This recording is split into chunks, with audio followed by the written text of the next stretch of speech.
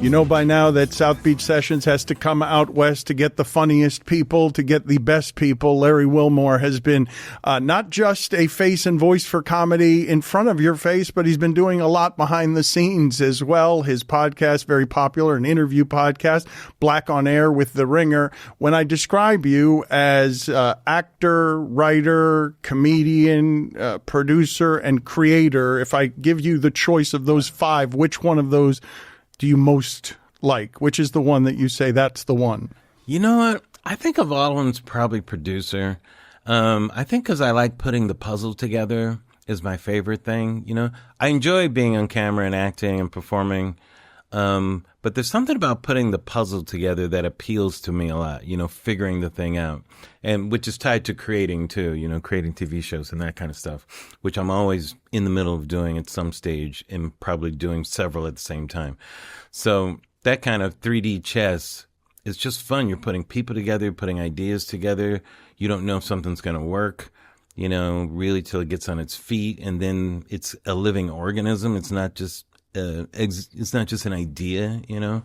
So there's a lot that goes into... Most people, though, who are on camera or front-facing, I was expecting almost everyone I talk to who has been a stand-up comedian chooses stand-up comedy as the one. But you've made so many things in so many places. For those who don't know, in the creating of the Bernie Mac show and Jamie Foxx, you've done a number of things behind the scenes to elevate the talent of others, and it seems like you get a lot of gratification from that one. Yeah, you know what's funny about that? I think... as a person, I just always felt more comfortable talking about somebody else's thing than my own. So even as a comic, I enjoyed stand-up comedy, but it is a bit torturous. It can be. But, you know, you get that direct connection with an audience. So there's nothing like stand-up comedy in terms of the directness that it gives you in the response, you know. I also perform magic, too, on stage.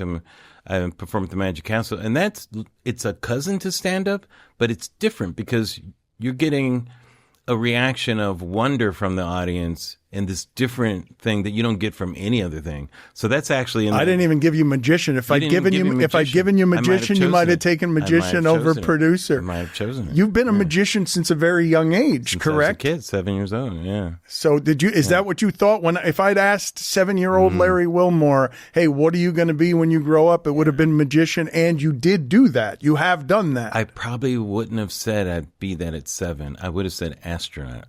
Is what I would have said, you know, because... So you failed. I failed horribly. I never made it into space. Well, and plus, I wasn't sure if brothers were allowed to go into space at that time. Well, they weren't back then. No, they were not. I had a podcast with, what was his name? God, it escapes me now. But he was the first black astronaut. He was in the Gemini program, actually. And it was fascinating to hear his story, talk about it, and how he didn't quite make it to the end, you know, because, you know, there was a huge wall against that. But, I mean, he basically, you know, he was in all that dream of that and everything in that time. It was so interesting. It was one of the funnest conversations I ever had, was talking to him. And yet his name is forgotten to not just history, but also you who talked to him. I know. Robert Lawrence? Because I don't want to get it wrong. Robert Lawrence? No. It's the same as another astronaut. But see, I'm just getting We don't forgetful. have to get stuck there. I know, Dan, it's terrible. I get so forgetful. I used to do a joke about, like, if, you know, the old saying, if he didn't screw his head on, what is the joke, like he would forget it? You'd have to see, I can't even remember He would leave his head at home. Leave his head at home. Okay, so me, I remember to bring my head, I would just forget to actually screw it. So during the day, I'd be driving, you know, the head would just come off. I go, fuck, I didn't screw my head on. You know? Guy Bluford is his name. No. Now you're just making stuff up. No, it's Dwight. And it's, but it was the same as the white astronaut who did the first spacewalk.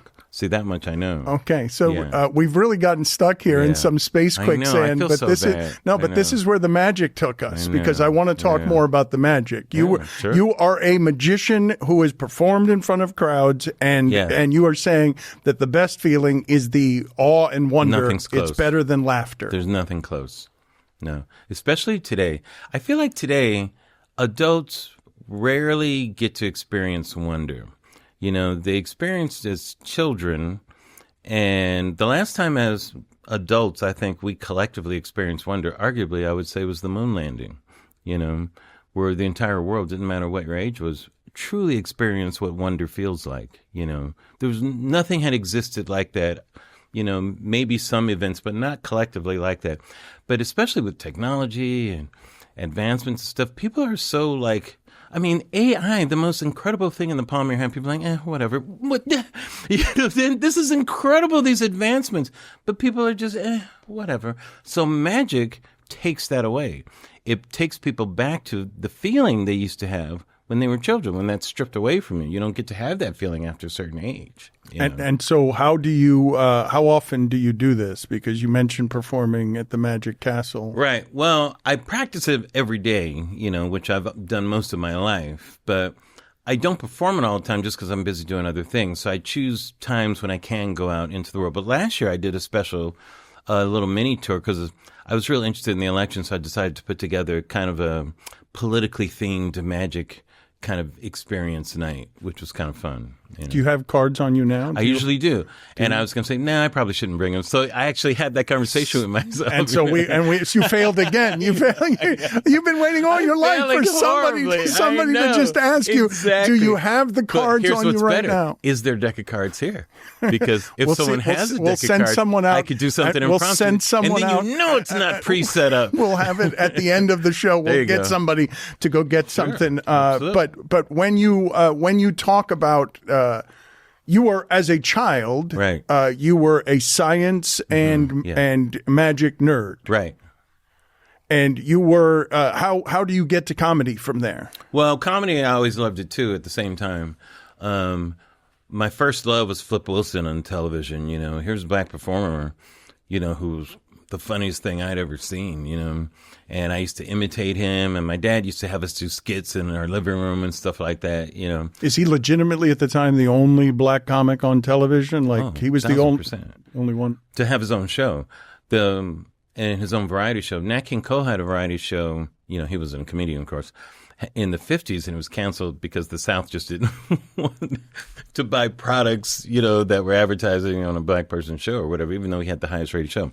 So it was kind of a revolutionary act to have a variety show, as a black performer at that time. It just wasn't done. I didn't know that much as a kid. I just noticed that there's nothing like it on TV. And Flip Wilson was so funny. It's funny that he's not talked about as much now, but he was huge at the time, just so infectiously funny. So I kind of, when I looked at that as a kid, not knowing I would be a comedian, but I used to imitate him all the time. I would read everything I could about him and that kind of stuff. So he was kind of my first comic hero. I think it's interesting, though, that your comedy runs more Jewish than it does black, right? Yes, in terms of the roots of your comedy. It really does, Marx Brothers were a big influence early on. Even people like Jack Benny, here's some older names. Sid Caesar, I remember seeing that kind of stuff. Mel Brooks when I got a little older. I had some friends, Jewish friends, and the kind of rhythm of that. Neil Simon, I'm a huge fan of his plays and that kind of stuff. But there's something about the use of language and the rhythm and the point of view and all that kind of stuff I really always kind of related to in Jewish humor. What were the schools you were going to like growing up? Just just primary. I'm saying, are you in black schools? Are you in what company are you keeping growing up? I was always in mixed environments, where as a black person, always in the minority. So when I was real young, we went to the local public school. By 5th grade, we went to Catholic school. Public school was kind of. It was a little bit diverse, but not that much. The neighborhood was, it was still a mix of black and white and Mexican and that kind of stuff. I grew up in Pomona, California. But once I went to Catholic school, there were hardly any blacks there, and it was mostly Mexican, American, and white. And then my high school was mostly white, few Mexicans, and very few black people. My friend Rick and I, we were the only blacks in our class for most of the 4 years there. I think there was maybe one other person. But that was it. And how was that? Did you fit in? It just is what it is, At the time, I didn't I mean, I would make jokes about it or whatever, but I still lived in a neighborhood where there were a lot of blacks, so I still had a lot of friends, so that was around. But I always felt like, even as a young person, and I always felt like I was at a family reunion, but I wasn't in the family in the situations. So I always felt on the outside looking in many different situations. School was just one of them. What are the others? Socially, because I was in different things, I felt like I never fully belonged in one of them. So sports was a big deal in my neighborhood. I grew up in a real sports neighborhood. We had different people that played pro ball that came out of my neighborhood, even just on my block alone. On my block alone, a few doors down, Bill Duffy, who's a big sports agent now, right? He was like my older brother. He went to Catholic school, so went to Damien High School, in fact, where I went to. A couple of houses from Bill was Greg Ballard, played for the Washington Bullets. He went to Gary High around the corner. Across the street from him was Cornell Webster, played for the Seahawks eventually. Went to the local school. That was just the half block. Mm-hmm. So that was the environment I grew up in. Sports was huge to me as a kid, And actually, I wanted to play sports more so than I wanted to be a comedian or that type of thing at a young age. I should say that. My dad played college football for a little bit, a little semi-pro back in those days. So you failed. And they had that type of thing. This is an interview about all my fails, yeah. I'm so happy I was in that world, though. I still think sports is the best way to learn everything you need to learn about life. Well, it sounds though that laughter was the connective tissue, though, right? In all of these places, you're going to fit more if you're providing laughter. I suppose, yeah. But I was just interested in many different things, and so they each gave me something different. But I never thought of laughter as a tool or something back then. It was just, things are funny, so you just. So laugh. Where does that come from, though? Have you explored that at all? Like, what was happening in your family that was rewarding that, right? Because I know these are formative years you're talking about. If a teenager just wants to sort of fit, right. You're feeling like you don't fit much of anywhere, right? Mm-hmm. And so now you've got to choose, what am I good at? I've got to make decisions about what my future looks like, or what do I like? And at some point here, you're gravitating toward the arts. How does that happen? Yeah, that was a conscious decision once I got into college. In high school, I wasn't sure about anything. My life kind of, it felt like it was falling apart a bit in high school, the life around me. My parents were divorced at that point. Our home life was kind of falling apart. My mom was having a tough time. Looking back, she was going through kind of a nervous breakdown. My sisters were having a tough time, hanging out with some bad elements, doing drugs, things like that, And I was going through a tough time looking back emotionally. I had always been an excellent student, and it kind of let my grades go by the time I was a junior, probably sophomore, junior year. And I was conscious of it too, kind of ashamed of it. But I remember I kind of started hiding out in my activities more so than anything else. And, it's funny that I knew that I could accomplish things, but I also felt like I was failing, because you bring up failing right now, which is funny. There was a part of me that wasn't accomplishing the academic career that I felt I should have had. And I was at the time, I was just too emotionally buried, just buried emotionally. There's just too much going on for me to take. I didn't have those words for it back then, but definitely that's what was going on. And academics just didn't continue to be the thing, and I got a scholarship to high school. I was always a star student in that, but I just couldn't keep it up. But I escaped into sports, into theater. Magic was always there, and kind of into the things that kind of brought me more satisfaction on that level. Then in college, I had to really start thinking about my life. What am I going to do? And that's when I put cold water in any sports ideas too. I was very lucky that I grew up in such a competitive sports environment. I knew what it took to be like an athlete at a certain level. And I knew I wasn't that either physically, or you didn't have the tools. I was pretty good though, and played in different sports and was even MVP in some things, but it's just different at an elite level, Very lucky that I was able to see that. So I didn't have delusions about that, So I didn't waste my time in that. So I decided probably my first or second year in college that I wanted to pursue the arts, first as an actor, and a stand-up comedian. A thespian first, right? Yeah. Like a serious actor Absolutely. first. Yeah. Let's go back, though, for a second here. So when you say you're buried in your feelings, is the divorce the primary thing that's causing that? Or not necessarily the divorce. It's more the lifestyle, It's just everything was just chaotic, it seemed like. There was no order to it, And my brother and I know growing up, my brother Mark, who I lost a few years ago, we used to make each other laugh. That was part of our tool of doing it. And I've talked about this before. One of the games we played when we were younger, when my parents were still together and fighting, we would play Make Me Laugh to go to sleep and that kind of stuff, And so my brother and I always used comedy together. It kind of united us in terms of, just dealing with things. But there was a certain moment where I had to bet on something, and, I just went with the passion of it. I actually wrote an article on LinkedIn a few years ago about my decision in college when I decided to do that. I was selling books door to door. And I went into so many people's homes, Dan, where so many people's homes where they just kind of, you saw where it just didn't work out for them, right? And I met so many people where I saw in their eyes that, the life just didn't work out. And it really affected me on like a cellular level. It was a real turning point. And I thought, you know what? I'm going to devote my life to doing the thing that's going to bring me some happiness and some joy. I'm not going to do this or that, whatever. And that's when I decided to devote myself to really being out there. What an amazing wisdom to accrue selling, of all things, books door to door, which seems like a truly terrible job. Yeah. But what you're doing is walking into unhappy living rooms where hope went to die. Absolutely. And we started the summer. What it is college students, we gathered in a place in Tennessee, Knoxville, Tennessee, and they do this whole week where they give you these inspirational sayings and all this stuff.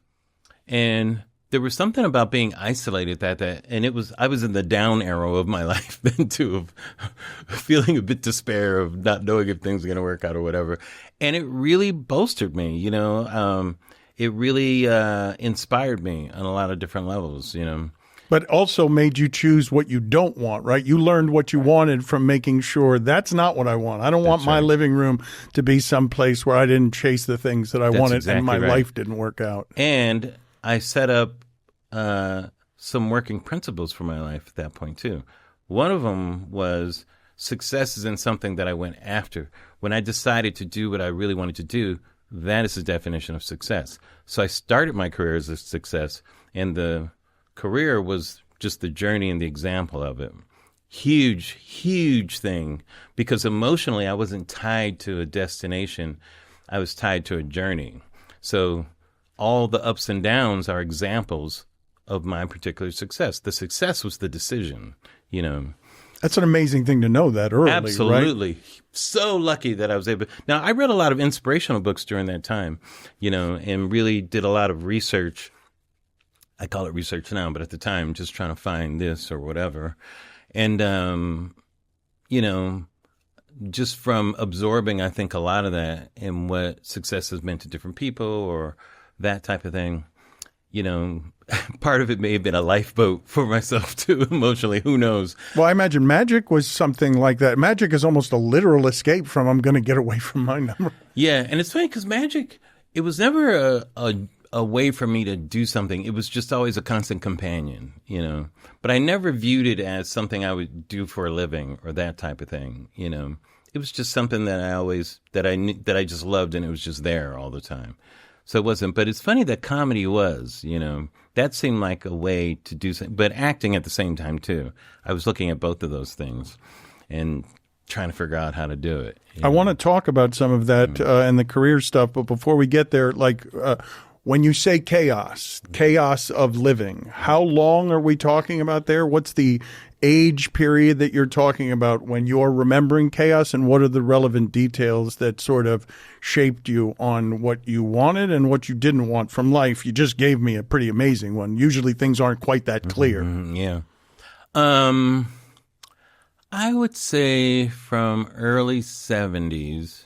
I mean, arguably some of it happened before then, but definitely early 70s until, let's say, my high school graduation, 79. Let's take those years, 9-year period. My parents are split at that point.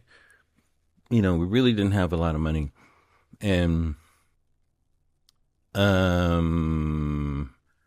I remember the not having money was a big thing too. And I remember one Christmas, my brother and I remember this vividly, where we had a tuna helper for Christmas dinner. Like that's what we had basically. And we always made fun of it because that's the tools we had. But I'm like, man, this is ridiculous,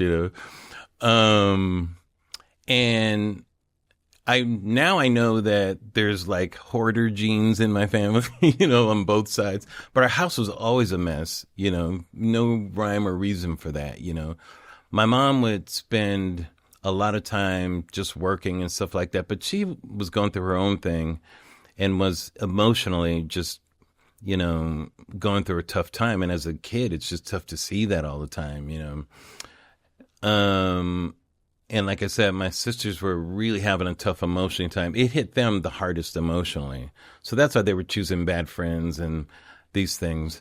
And here I am, a model student kind of kid trying to go through life, and all this stuff is happening around me. I was ashamed to have people over my house because it was a mess, and it was just, everything just felt broken. So it was tough just dealing with all of that during that time. And a clarifying moment for me and my brother was we were in the house once, and there was actually a hole in the roof. Like the roof had actually caved in was literal. And we both looking at that, just, you got to be fucking kidding me. We were just looking at that, thinking that. And I said, you know what? This is what I said to myself. I am not going to live like this. This is not going to be my life. A life of this quiet desperation of having your world just implode and feeling powerless against it, And college becomes an escape. It becomes... Yeah, at first, I didn't have direction at first. I went to junior college for a couple of years and trying to find things out. Ironically, at that time, my dad had decided, he was a probation officer during that period, and he decided he wanted to go back to school and become a doctor. And he had to take some pre-med courses first, and he was going to the same junior college as me, and he was making the dean's list all the time, and we had the same name, and I'd be walking around, and made that dean's list again. I was, of course, I had already thrown away my academic career at that time, so I was just escaping in the theater department during those years, and that kind of stuff, working at a gas station part-time, still not knowing it. You had a lot of bad jobs. Those were good jobs, character-building jobs, character-building jobs. But unpleasant jobs, I guess, is what I should have said instead of bad jobs. Yeah, not what you would choose for a living, but I advise young people to do jobs like that because they're just, those are good character-building jobs, I think, And you get to college, and now you feel something in theater class. Well, I was in theater because, that's what I basically had chosen to do, but still not knowing what's going on. But it wasn't until that summer where I had that clarifying moment that, yes, this is what I'm going to do in my life.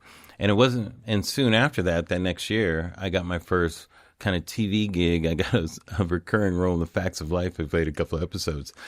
And I got a part at the Mark Taper Forum in their improvisational theater project and was able to join Actors Equity. So things started happening once I started setting that up for, this is what I want to do. And after that summer, I dedicated myself to really doing stand-up comedy. I had a couple of starts and stops in stand-up where I tried it and then stopped and then tried it again. I got intimidated the first couple of times, but at that point I decided, all right, I'm going to sit down and just write jokes, and just really try to do this. Well, I want to talk to you about your first two shows or your first two efforts at doing this. But before I do this, clarifying moment. What is the clarifying moment? Like when you're saying there is a moment of divinity where you're like, nope, I'm pretty clear on this is the path I'm going to choose. Or was it the door-to-door sales? It's the door-to-door thing.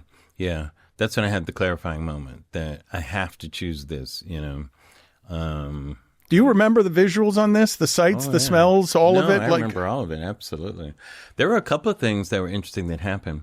There was one time when we were still in Knoxville, and they were giving us all the information and everything, and some of it was Christian-based too, and that type of thing.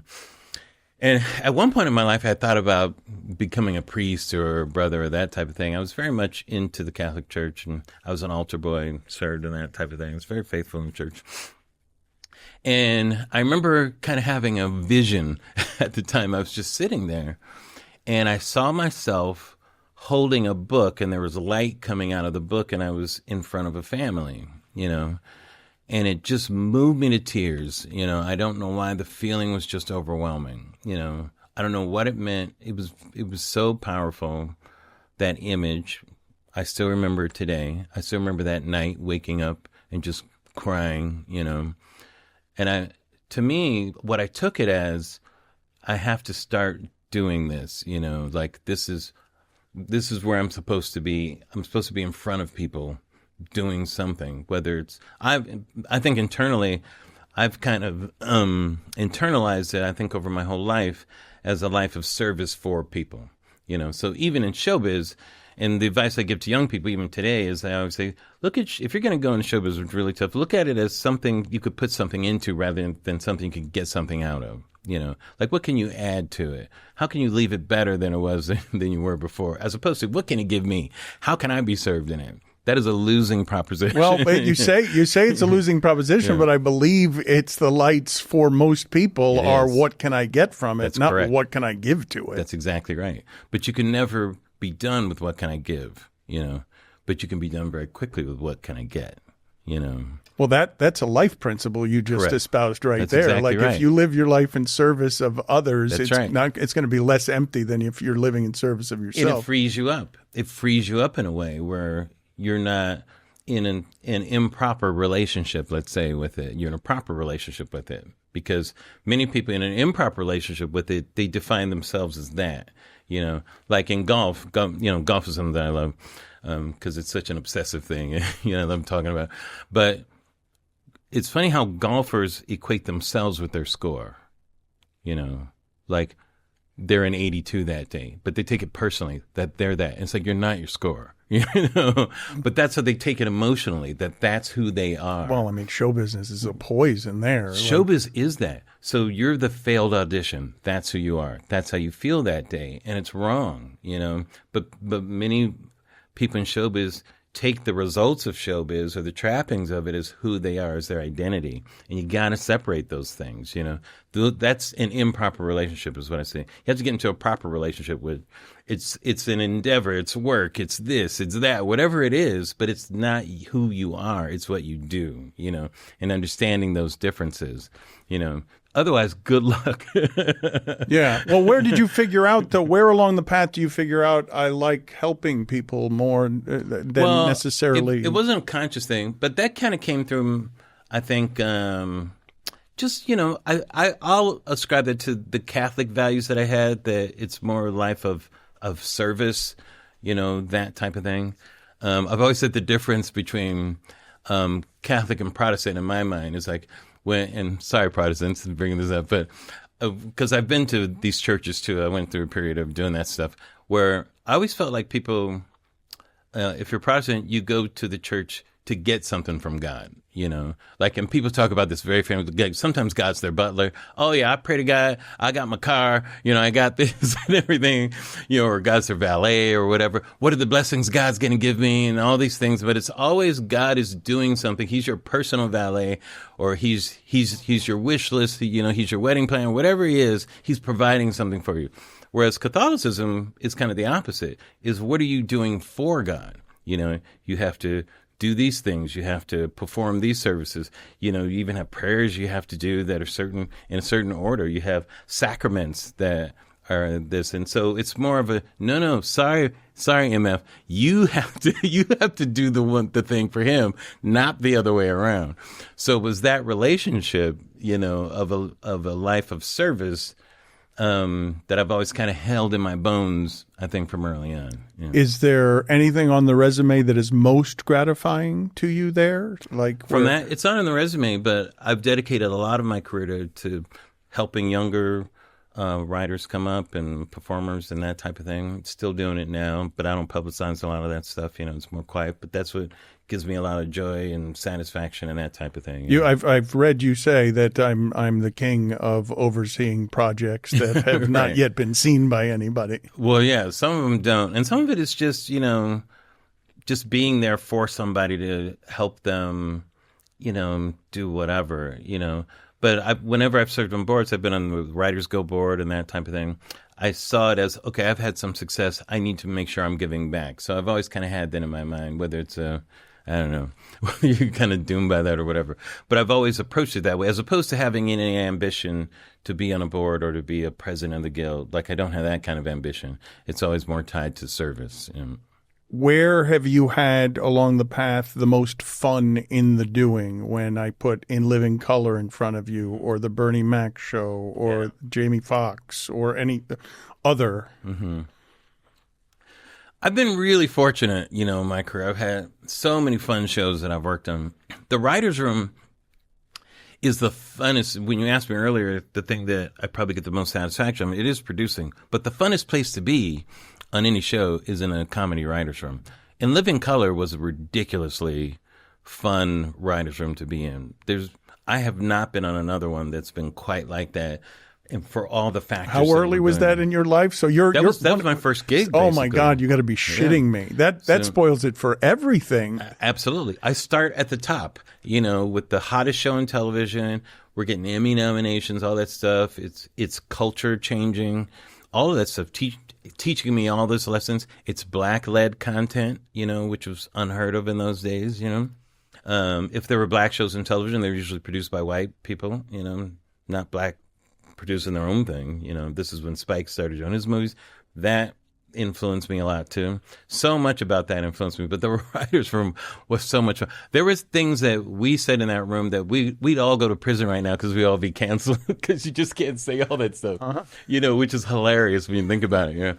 In fact, we used to come up with decoys that were so outrageous that would get the thing that we want in the script to get through, which is hilarious. You can't say that and say, all right, well, at least give us this. Oh, so you'd throw you? Oh, absolutely. You'd actually throw them things that you knew were going to not get past. 1,000%. Yeah, absolutely. See, that had to be so much fun to be with those rebels creating that thing and getting the instantaneous feedback that you would in stand-up comedy. Yeah, and stand-up taught me how to make people laugh. It really taught me that, and writing jokes and that. And In Living Color really taught me how to manufacture that in, large quantities all the time and how to produce that for an audience, 2 different places, huge lessons, I learned so many lessons on how to do television from being on Living Color because we all feared for our jobs all the time, and we had to produce so much material all the time, But it was a real fun group of people too, who just wickedly funny, and it was great. So that was probably the all time. But I've been lucky. I mean, the PJs, we had a great writing staff. Got to work with Eddie Murphy on that. Which was amazing. Really funny stuff. All the stuff I did at the Daily Show. For years, being able to collaborate with Jon Stewart one-on-one, that type of stuff. Nothing ever like that. The Office, no one really knew Steve Carell, a little bit from The Daily Show, but not really. And being able to figure that show out from the beginning with everybody was huge. I mean, I've been so lucky of the different things I've been on, I remember seeing on, and I think I've told this story before, but Comedians in Cars Getting Coffee, Gary Shandling and Seinfeld talking, and both of them just sort of having the unique experience of understanding how hard it is to make something look that easy. Yeah. How hard it is, and the suffering involved in it. Yeah. Is there anything in here that you would say was so pressurized that people might have on the outside thought it was fun, and you're like, it's not as fun as you thought it was? Well, I'm talking positively about In Living Color, but my joke during that time, and even for years after, where I said, people said, well, how was it working in there? I said, it was the worst of times. It was the worst of times. It truly was the worst of times, to quote Dickens, and it was terrible in terms of, it took everything out of you. You thought you were going to get fired every day. There was a lot of backbiting.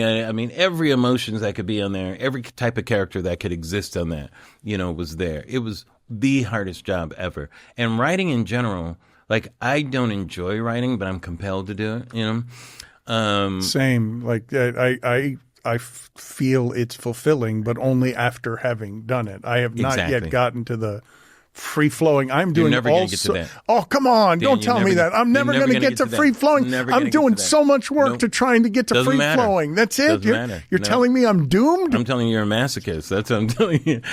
Like, you're in an improper relationship right now.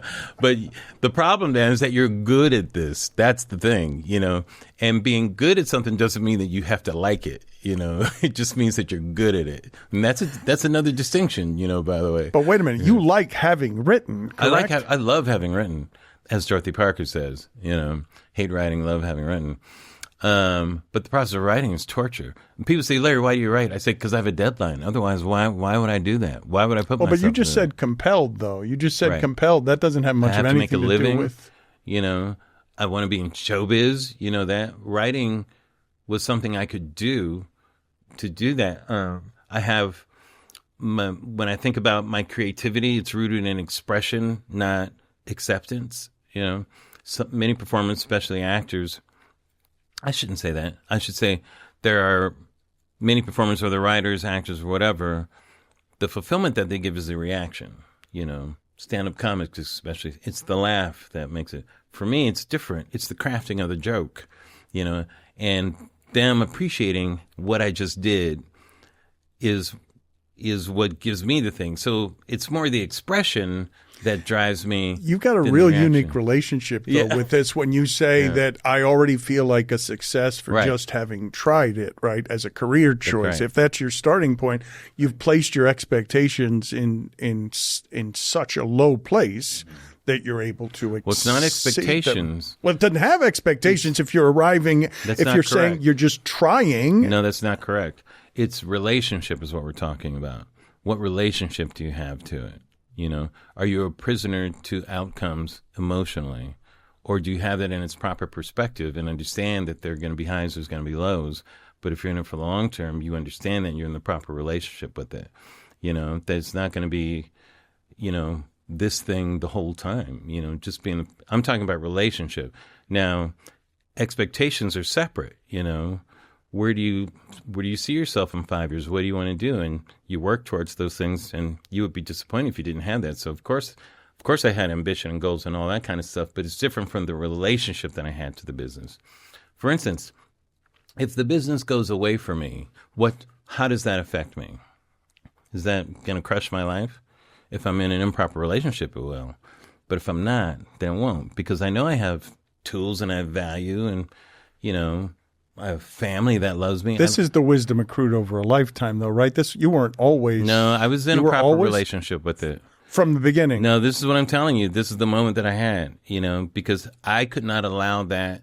No, I'm not saying that you always feel good about this or that, but I had to check myself along the way constantly, and this is a constant checking in, that I'm in that proper relationship with it, that it's not doing the wrong thing to me, because sometimes it does.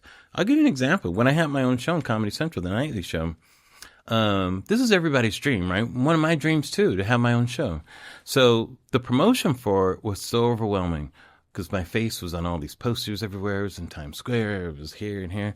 And I was like, man, this is a lot of attention put on an individual. I had like a conscious feeling of that. I'm like, I understand why people can get out of control when they get in a bubble like this. Everybody's kissing their ass. You're not in any authentic relationships all of a sudden because people either may want something or they feel afraid to say something. It's a horrible position to be in, And if you... Having all your dreams come true. No, but listen to what I'm saying. Not that having all your dreams come true is not being in an authentic relationship. That's what I'm talking about. So the dreams come, there's nothing wrong with having that happen, but the fight to stay in an authentic relationship with the world and the people in that world is the fight, you know. And if you don't, your life becomes inauthentic and you are going down a bad road. Yeah, but not everyone has the clarity or wisdom to see that. I saw one of the many people that I respect who saw it, but there aren't that many, actually. Ta-Nehisi Coates saw what happened as soon as fame arrived, and he's like, I got to go running back to just write books because this ain't healthy here. And at first it doesn't make sense. Look, Chappelle did that when he left. You know, a lot of that attention wasn't the right type of attention. I understand where he's coming from that. But most people just look at the money part of it or that because they think that's the thing, but not necessarily. For some people it can be, and some people naturally are in a good relationship. They never have to think about it. You know, they naturally have a good support system around them. They naturally choose family relationships properly and all that stuff, and they don't let that stuff bother them. They don't have to think about it. I had to think about it. Well, you're also saying, when I say all your dreams come true, because I would imagine the nightly show is the mountaintop of all of your life's learning, and whatever it is you were feeling on seeing your face on Times Square would represent, okay, I've arrived at the top of the mountain so far of what my ambition has been. I've got that wrong? No, the thing is, I was very lucky because it happened to me when I was 52. And I said, you know, they said, Larry, will fame change you? I'm like, no, fame had its shot, you know. When I was in my 20s, it had its shot to ruin me, you know, but I'm 52. Excuse my language. So fame can go fuck itself at this point. You know, I'm way too old to corrupt now. I've had the ups and downs of showbiz. It's coming at the proper time in my life, right? I have the tools to handle it now, you know. By the way, no matter what my observations are now, if I had that show at 22, completely different. Who knows what can happen? Like, I feel sorry for people. I don't know how Eddie Murphy's done it for so long. His life changed at 19 forever and ever and ever. He's never, as an adult, really been in what we call a normal relationship with the world. Can you imagine that? And just not saying this isn't a negative thing about Eddie, but when I looked at him, I realized that from what I could see, the only real authentic relationship he had, the only people in his life who could probably tell him no authentically were his kids. You know, because everybody else is affected by all that fame, you know. Maybe that's why he's got so many. That's why he has 11 kids. Exactly. It makes sense to me. I can keep little mass-producing authentic relationships. Yes. But doesn't it make sense? Yeah. It really does. It is his happy place. Whenever he talks about them or he's in it, he's the happiest. Yes. And I get it.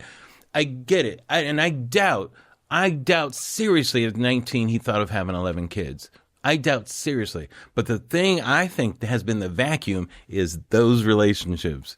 And you've seen from every angle what a contaminant show business is. 1,000%. And you probably have a healthy fear and respect for just how poisoned all relationships can get from every single angle with success. Yeah, success and bubbles. So I talk about politics a lot too. And to me, a lot of our fractured discourse in politics is because of bubbles, you know, and the bubbles that people get in. Doesn't matter the side. And people hate this thing. They call it this both sidesism. Sorry, but it's true. You know, it doesn't, the content itself is not the issue. It's the bubble that's the issue, you know. And when people are in bubbles, most of the time they don't even realize it. It just feels normal to them. And anything outside of the bubble seems so foreign to them, and it's many times it's just rejected out of hand, you know. But the most dangerous bubble to you as a person is the no accountability bubble, you know. If there's no accountability in your life, that's a very dangerous bubble. The tools you need as a person to get through that, I don't have those tools, Dan, by the way.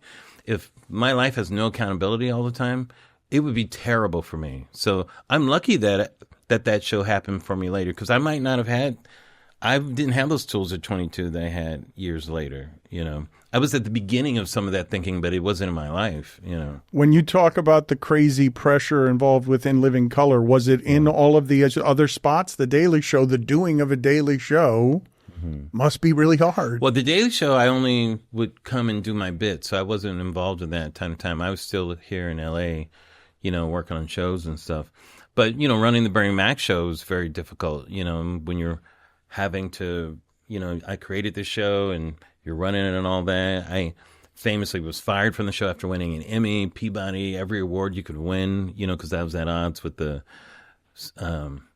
network and everything. We were kind of fighting over what the show was. And that was a huge battle that took a huge toll emotionally because during that time, I felt myself getting into a bubble. There's nothing I could do about it, and that kind of crashed my bubble at that time. I'm looking back at it now knowing that, but at the time I didn't know.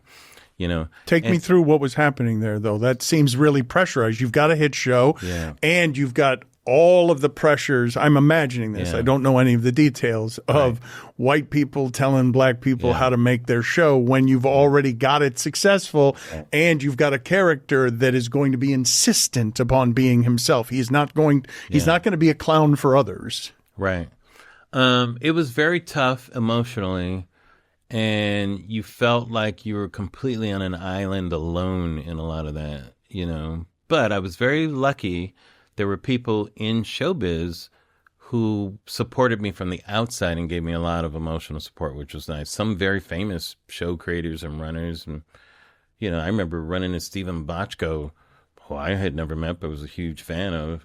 And he came up and hugged me because this was after I was fired, which was a very public thing, and said, "Larry, those assholes, don't worry about them." And I'm like, oh, man, that made me feel so good, to get, recognition from people, my peers and people I respected and that type of thing. But it's very difficult going through that type of thing. And my marriage was tough at the time, too. And, dealing with all those things emotionally. And I definitely was getting in a bubble then, too, Dan, because I was getting successful, making money. And you start thinking, I don't know what the right word is for it, because it's just, there's just a bubble of isolation where, it can be harmful to you, I'll just say, So ironically, it was one of the best things that could happen to me, I think, as a person when that happened. To be fired. I think so, when I look back at it, there was, in Living Color was one of those bubbles in a different way. One of the things we did on the show, the show itself, working on the show was very toxic. People talk about that Saturday Night Live because it's very competitive and that type of thing. And I could feel that toxicity like working its way in me. But you're in that bubble in the show. You think that's how we're supposed to act. But I could feel it. And, when I left that show, it was almost like a purge, and thank God I wasn't on it long. 2 years was enough. 2 years was like 5 years on anything else, But, and it was such kind of a lesson to me even then of how fast that can happen to you. And it's not just showbiz. There's so many things in your life that can do that for you. So, when I talk about being in a proper relationship with things, it's not defining yourself or making sure if you're in a bubble to check yourself, and look outside of that and that type of thing. And I do these things for survival's sake, not to be a philosopher or to figure things out. It's so I can basically survive. So you could feel good, or not feel bad. Yes, exactly. So why did you get fired, though? Do you know? Bernie Mac show? Do you know now, like, what really happened They there? never understood the show, so I was always in a fight with them. And they didn't understand what I was doing. They thought I was incompetent, even though the show was winning all these awards. And the things that I did was on purpose. I actually deconstructed the sitcom in order to write that. Ken Kwapis, who directed the pilot, we watched French New Wave films together to kind of figure out the rhythms. They thought you were incompetent? Yes. Trust me on this. In fact, I think one of them admitted that later. And treated me like that, too. I remember a famous meeting where a lot of the storytelling that I did was intentionally, the rhythms were mixed up a little because I wanted to surprise people in different ways. Because I'll just go over this real quick. This is kind of a writer nerdy thing, okay, just so you know ahead of time. So when I created the show, I based it on some of the reality stuff that I was watching. I wanted to do a different rhythm that was on TV, which when you think about the year 1999, year 2000, when I'm doing this, it's mostly multi-camera sitcoms that are your comedies and television, Friends probably being the biggest one at the time, right? There were no single-camera shows at the time. There were nothing what you see now of these types of shows. So that didn't exist on television, right? So I wanted to do a show that had a different rhythm than what we were watching. And so there was a show called 1900 House. It was a documentary, or pseudo-documentary, about this family that had to live like it was 1900. They were in England. And it was fascinating to me, and there were cameras kind of just put in the house, kind of observing them, right? And, and their behavior changed, the relationship. I'm just laughing at the creative inspirations for the Bernie Mac show. Like like no wonder they were confused by the language you were using. That's true. So, I just saw behavior change, and I love behavior is one of my favorite things to observe. Relationships get redefined and how it changed people. And they had this confessional camera at the end of the week. You could go and talk about your sins. I said, I had a Snickers bar today. I wasn't supposed to have it, but I couldn't help myself. I'm dying in there. I'm like, this is fantastic. This should be like, I should use this as a storytelling technique. Maybe I should put some cameras in a house and just see like we're observing a family rather than the action being pushed towards us. And as a theater major, I studied playwriting and all that stuff, so a lot of different forms of writing and that. I like to play around with form and that type of thing. So I was approaching the idea from a technical standpoint at first. Then I saw Kings of Comedy. I went to this special screening of it, hadn't been released yet, and I saw Bernie talking about his kids. And I think you should be able to hit a kid in the stomach and the throat, And I was like, oh my God. And I said, oh man, if I put Bernie in a house taking care of his sister's kids, we're emotionally drawn in. I said, because I knew I needed a compelling reason to watch it. It just couldn't be a family. What's the compelling reason? I'm like, that's a good emotional journey to take the audience on. But we're just observing him doing this. So that's how I started with the show. I pitched it to Bernie, and he loved it and pitched it and got it made. But then I had to write the damn thing. You didn't tell him anything about this French stuff, this 1900s French stuff. You kept that out. No, not at all. But he got the gist of it. But just because I came up with it didn't mean I knew how to write it. There were no examples of anything like that I could draw from. So all the things I learned about a sitcom, I had to kind of throw out. And so I swear to you, man, I had a deal at Disney at the time. It was one of those just writer deals. They just keep you there hoping you'll come up with something. It's like a 2-year deal. My deal was over, but I kind of stayed in my office and I didn't leave. And I would... You were Milton from Office Space? Yes, exactly. And so I would just drive in the lot, hey, and they would, and I would be in this office and just kind of hiding. I swear to you, there was... The way that I pitched the show, I knew it had different rhythms and everything, but I didn't know how I was going to write it, but I knew it had to be different. I wrote the same 3 pages. I couldn't get past page 3 for 4 weeks. And sometimes I'd go to the commissary and I'd feel guilty. I'd feel sad. I'm like, why did I pitch this thing? It's unwritable. I can't write this thing. What am I going to do? And I was almost ready to and I was ignoring calls from them. Oh, when are we going to get an outline? I can't give them an outline. I don't know how to write this thing yet, And so just hiding out in this office I wasn't even supposed to be in. And then about a little after 4 weeks of doing this, can't get past page 3. I looked up at my laptop and I was on page 4. And something broke through. I got it all of a sudden. And then it just poured out of me, So it is possible. It is possible for it to just be free-flowing. You said I'd be doomed for the rest of my life. It is possible. I'm still a prisoner of the thing. But I got it. It poured out of me. 36 hours. The whole thing. I suddenly got it. And that script basically won me the Emmy later on, that thing. But I got it. What I got was... there was a certain aspect of it that I had to free myself up. And this is what I said in a nutshell. And the basic aspect of it was this can't be a plot-driven story where A happens and then because of that B happens. And then at the commercial, what's going to happen because of A and B? I was watching The Real World because it was, at the time, one of these shows that I was kind of drawing from. And at the commercial, there wasn't a plot type of thing. It just went to commercial, and then we come back and it just started up, but there was no manipulation at the commercial. And I kept playing it back and I'm like, how come I want to come back? I'm like, what's going on here? There's no plot manipulation. Why do I want to come back? Because I wanted to ape the feeling of that. And it just dawned on me. And I thought, you know what? I just want to know more of their journey. I just want to see more of it. And that broke my head. Well, you had Bernie Mac. Yes. And I thought, it's enough to just want to see more of the character's journey. There doesn't have to be a plot manipulation.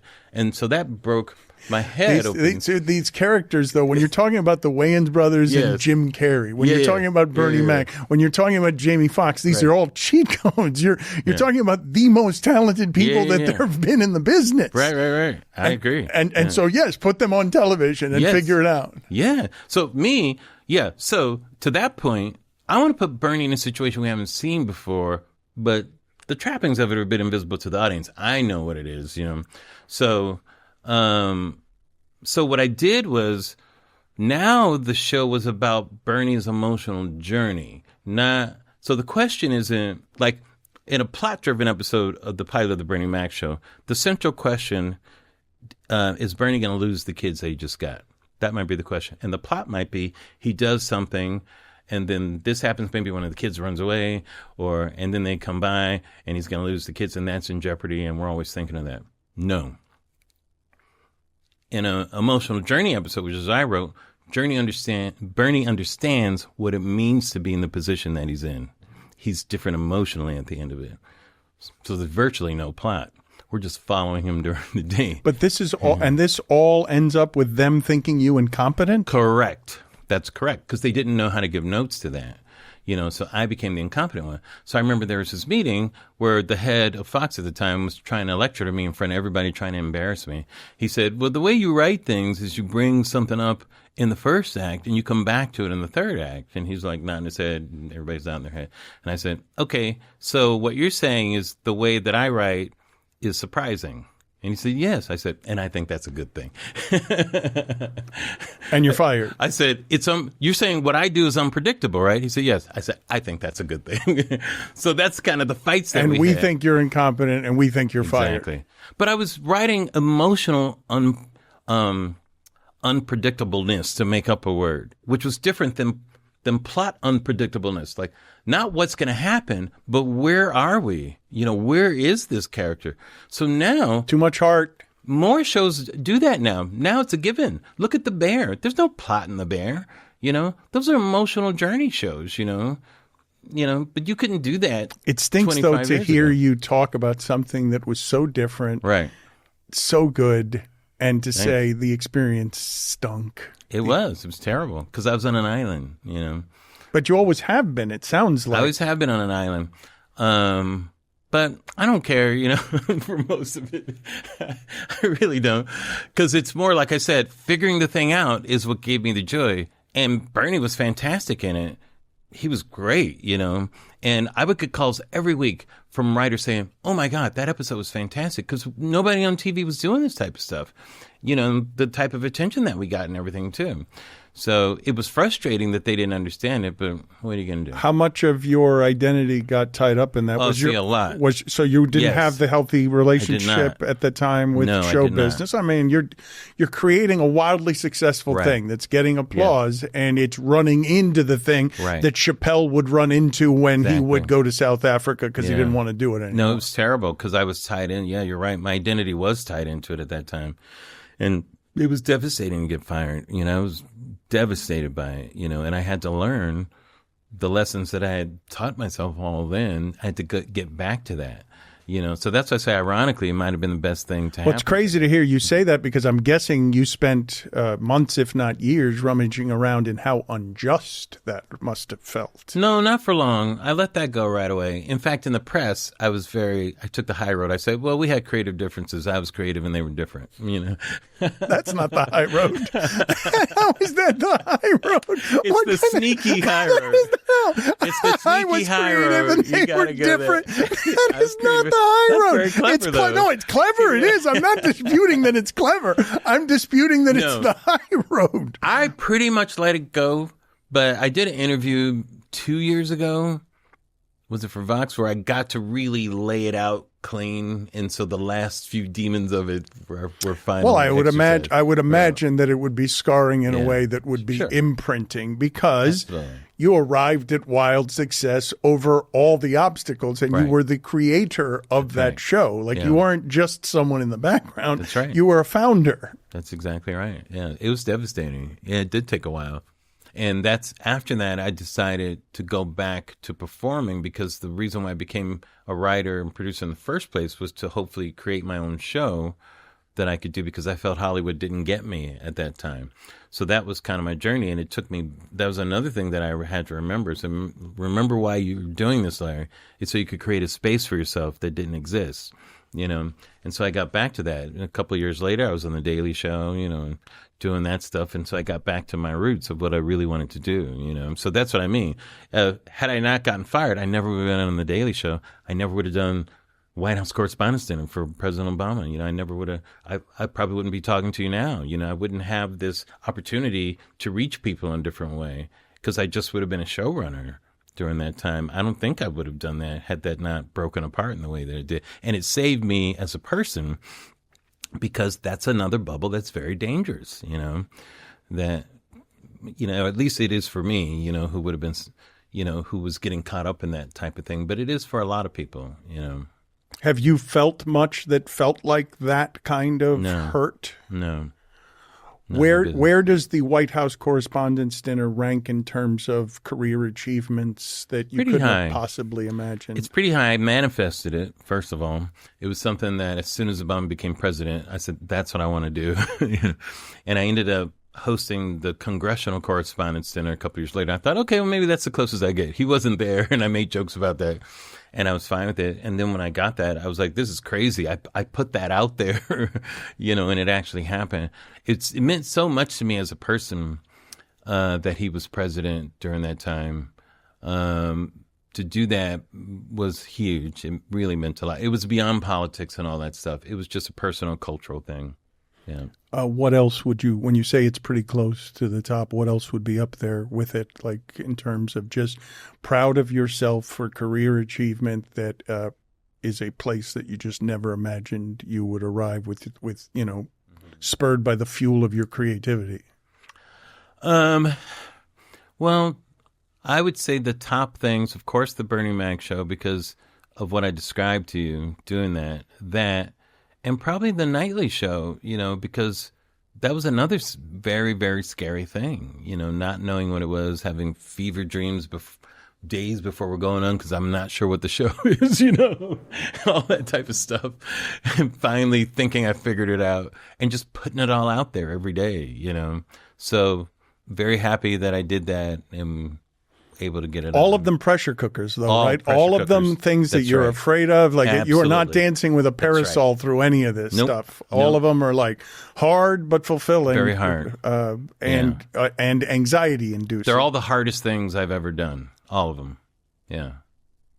Are there any easy things that you've done that have resulted in? Ironically, the acting stuff is the easiest, you know, and it's been some of the most fun, but it's not been the most fulfilling, ironically. It's not challenging enough. It's plenty challenging, but it's not this kind of challenging. This just not the suffering, same. hurting, you know, acting, you're, you know, waiting for 13 hours to go I feel do. like I'm playing like I'm getting away with something, you know, which is fine and it's great. And I really enjoy it. Not to shit on it or anything, but I really enjoy it.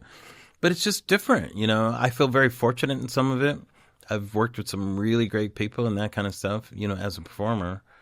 But it's funny that stand-up was hard, you know, that in terms of performing, stand-up is the hardest thing to do. And I'm starting to do stand-up again. And once again, it's hard to construct that. And you really only the audience tells you what's funny. You don't tell them, you know. So you only learn it on stage. So to go through that again right now is kind of interesting and fun. I promised this earlier, and sometimes I end up wandering and never get back to it. But your first two stand-up shows, the first one was a wild success. The second one was a terrible failure, correct? Yeah, that's true. Mm-hmm. So take me through. So the first one, you get the feeling of knowing, I want to do this. This is for me. Mm-hmm. And then what happens with the second one?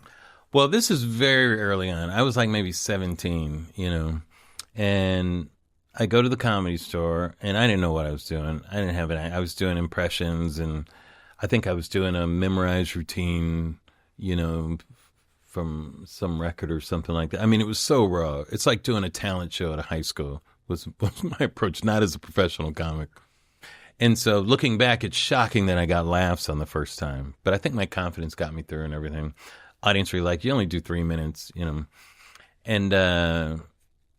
then they, brought me over and said, "Oh, that was great. We'd like you to come back and showcase for Mitzi." He was at the Comedy Store. And I was like, "Yeah, great." And I'm like riding high.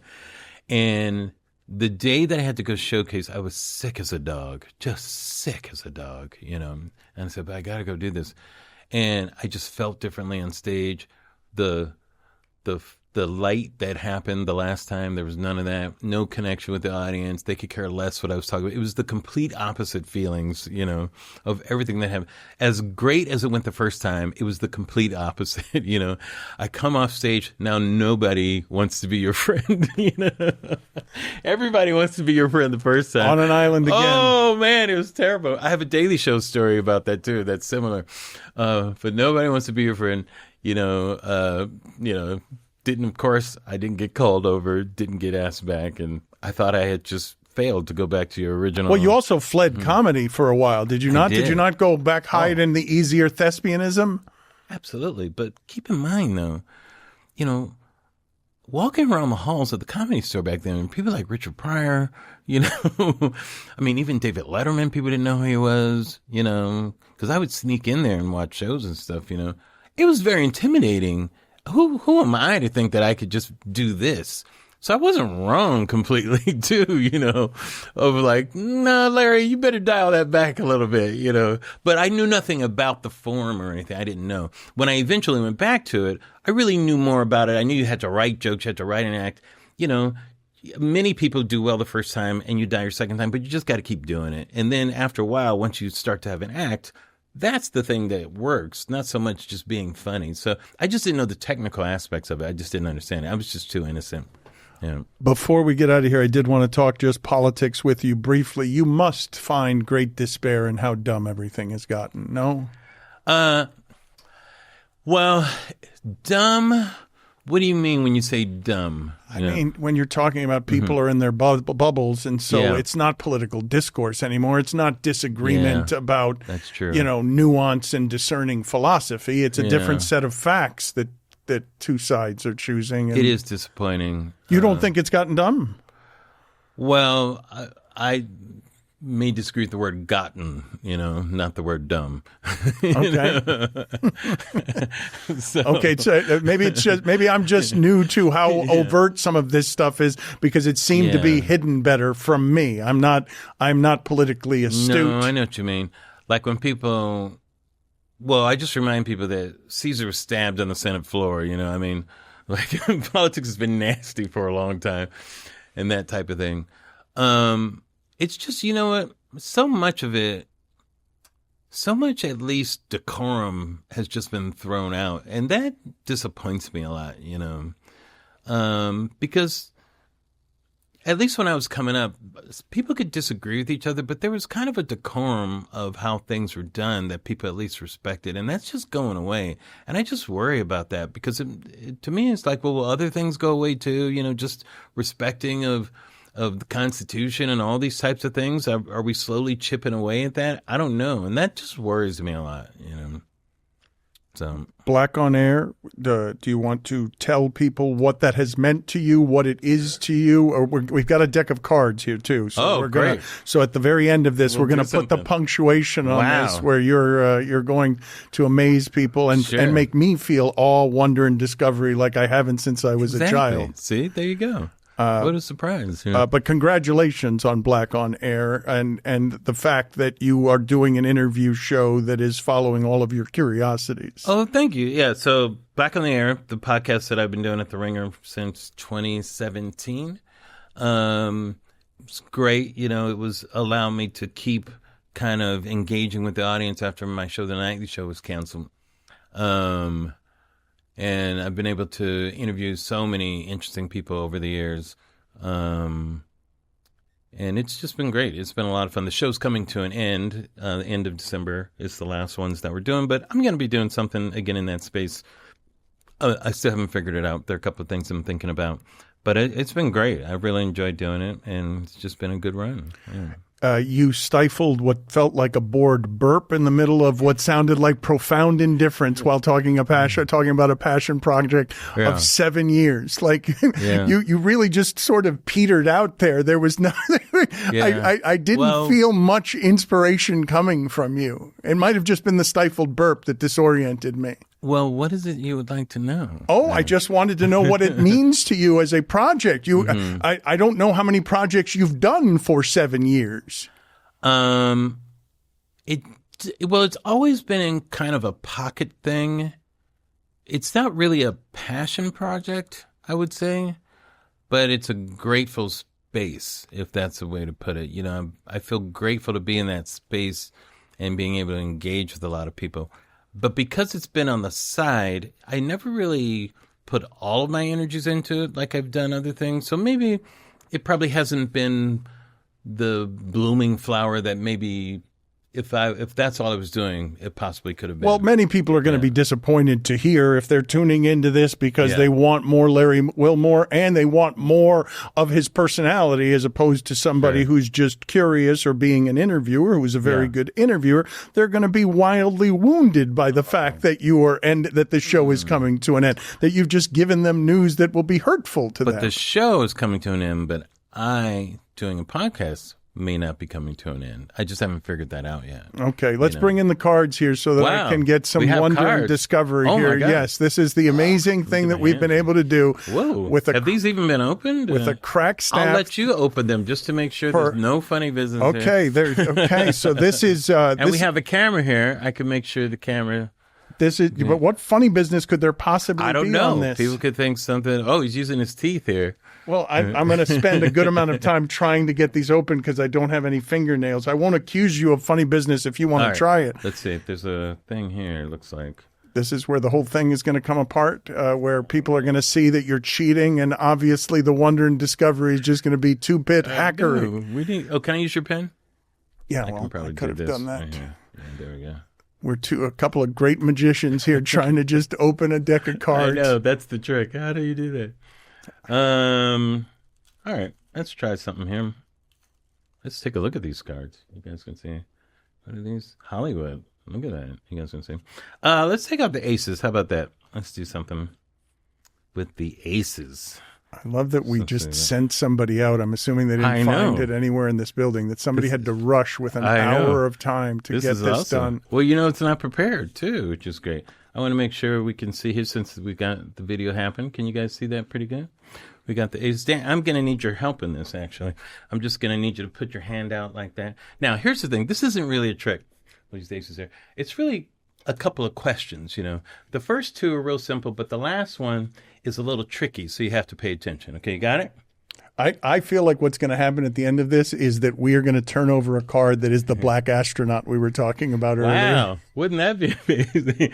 Okay. All right, let me make sure I get here so I want to get in the right position. Okay, everybody can see this, right? Okay, first two are real simple. What is the color of this ace? Black. Wrong. African-American. That's okay, Dan. Take your time. That's my bad. I should have explained more. African-American is what I should have been the color of that card is African-American. Yes. I should have been clearer about it. Okay. All right. Everybody can see this? Okay. All right, Dan. Once again, what is the suit of this ace? And keep in mind, I'm still a little sensitive from your last answer. No, don't answer that. It's a horrible joke. A horrible joke. The young guys don't even understand that joke. That's what's interesting. I think he's old enough to get that joke, though. Okay.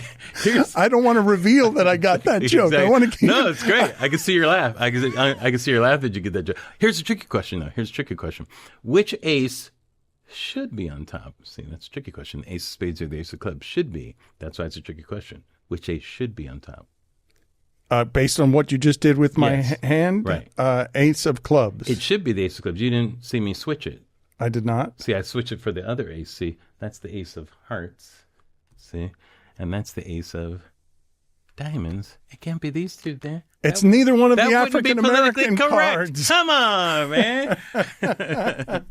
Larry, thank you for being on with us. Are you going to give me another one? You said that's it. That's enough, right? This is yours. I was going to spread them out, but they didn't. Yeah, there you go. They haven't been shuffled at all. That is a clean deck. You're going to take it with you, and you're going to have the regret that you didn't bring your own cards. Right? This was the day that somebody asked you. You've been doing it daily for how long? Since you were 7? I know. What was I thinking? Yeah. Larry, big fan of you and all of your work. Thank you for thank spending this time with us. I appreciate you having me on. It's been an honor. Thank you so much.